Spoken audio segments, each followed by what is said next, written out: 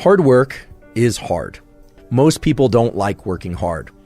Some people do, but most people work hard in order to achieve some end goal.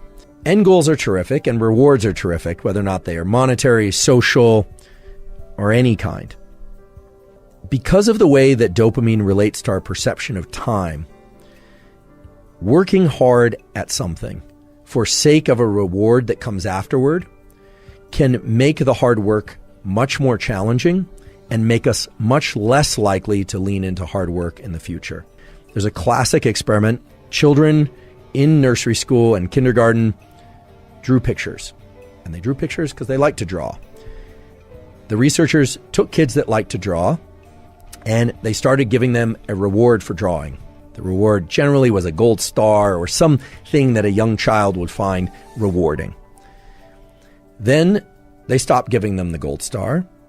And what they found is the children had a much lower tendency to draw on their own. No reward. Now, remember, this was an activity that prior to receiving a reward, the children intrinsically enjoyed and selected to do. No one was telling them to draw. What this relates to is so-called intrinsic versus extrinsic reinforcement. When we receive rewards, even if we give ourselves rewards for something, we tend to associate less pleasure with the actual activity itself that evoked the reward. Now, that might seem counterintuitive, but that's just the way that these dopaminergic circuits work. And now understanding these peaks and baselines in dopamine, which I won't review again, this should make sense. If you get a peak in dopamine from a reward, it's going to lower your baseline, and the cognitive interpretation is that you didn't really do the activity because you enjoyed the activity, you did it for the reward. Now, this doesn't mean all rewards of all kinds are bad, but it's also important to understand that dopamine controls our perception of time. When and how much dopamine we experience is the way that we carve up what we call our experience of time. When we engage in an activity, let's say school or hard work of any kind or exercise, because of the reward we are going to give ourselves or receive at the end, the trophy, the sundae, the meal, we actually are extending the time bin over which we are analyzing or perceiving that experience. And because the reward comes at the end, we start to dissociate the neural circuits for dopamine and reward that would have normally been active during the activity. And because it all arrives at the end, over time, we have the experience of less and less pleasure from that particular activity while we're doing it.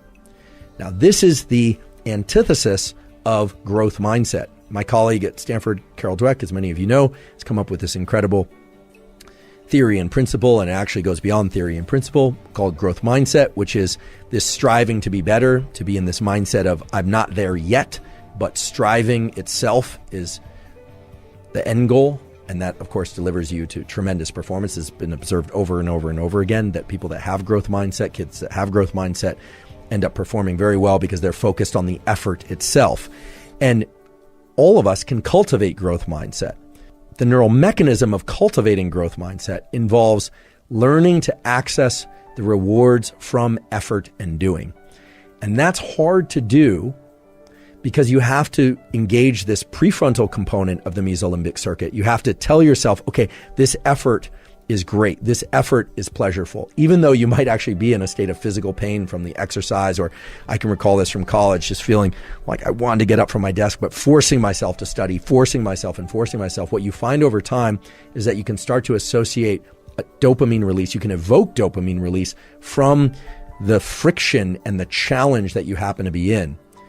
You completely eliminate the ability to generate those circuits and the rewarding process of being able to reward friction while in effort if you are focused only on the goal that comes at the end, because of the way that dopamine marks time. So if you say, oh, I'm going to do this very hard thing and I'm going to push and push and push and push for that end goal that comes later, not only do you enjoy the process of what you're doing less, you actually make it more painful while you're engaging in it. You make yourself less efficient at it because if you were able to access dopamine while in effort, dopamine has all these incredible properties of increasing the amount of energy in our body and in our mind, our ability to focus by way of dopamine's conversion into epinephrine. But also, you are undermining your ability to lean back into that activity the next time. The next time you need twice as much coffee and 3 times as much loud music and 4 times as much energy drink and the social connection just to get out the door in order to do the run or to study. So what's more beneficial is to not start layering in other sources of dopamine in order to get to the starting line, not layering in other sources of dopamine in order to be able to continue, but rather to subjectively start to attach the feeling of friction and effort to an internally generated reward system. And this is not meant to be vague. This is a system that exists in your mind, that exists in the minds of humans for hundreds of thousands of years, by which you're not just pursuing the things that are innately pleasurable, food, sex, warmth, water when you're thirsty, but the beauty of this mesolimbic reward pathway that I talked about earlier is that it includes the forebrain. So you can tell yourself, the effort part is the good part. I know it's painful. I know this doesn't feel good, but I'm focused on this. I'm going to start to access the reward. You will find the rewards, meaning the dopamine release inside of effort if you repeat this over and over again. And what's beautiful about it is that it starts to become reflexive for all types of effort. When we focus only on the trophy, only on the grade, only on the win as the reward, you undermine that entire process. So how do you do this? You do this in those moments of the most intense friction. You tell yourself, this is very painful. And because it's painful, it will evoke an increase in dopamine release later, meaning it will increase my baseline in dopamine. But you also have to tell yourself that in that moment, you are doing it by choice and you're doing it because you love it. And I know that sounds like lying to yourself, and in some ways it is lying to yourself, but it's lying to yourself in the context of a truth, which is that you want it to feel better. You want it to feel even pleasurable. Now, this is very far and away different from thinking about the reward that comes at the end. We revere people who are capable of doing what I'm describing. David Goggins comes to mind as a really good example. Many of you are probably familiar with David Goggins, former Navy SEAL, who essentially has made a post-military career out of explaining and sharing his process of turning the effort into the reward.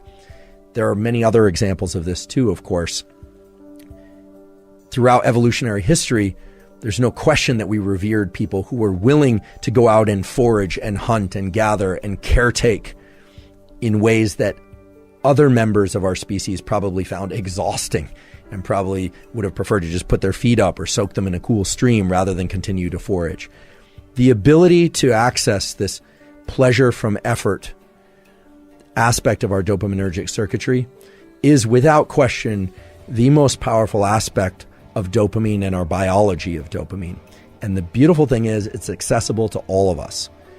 But just to highlight the things that can interfere with and prevent you from getting dopamine release from effort itself, don't spike dopamine prior to engaging in effort.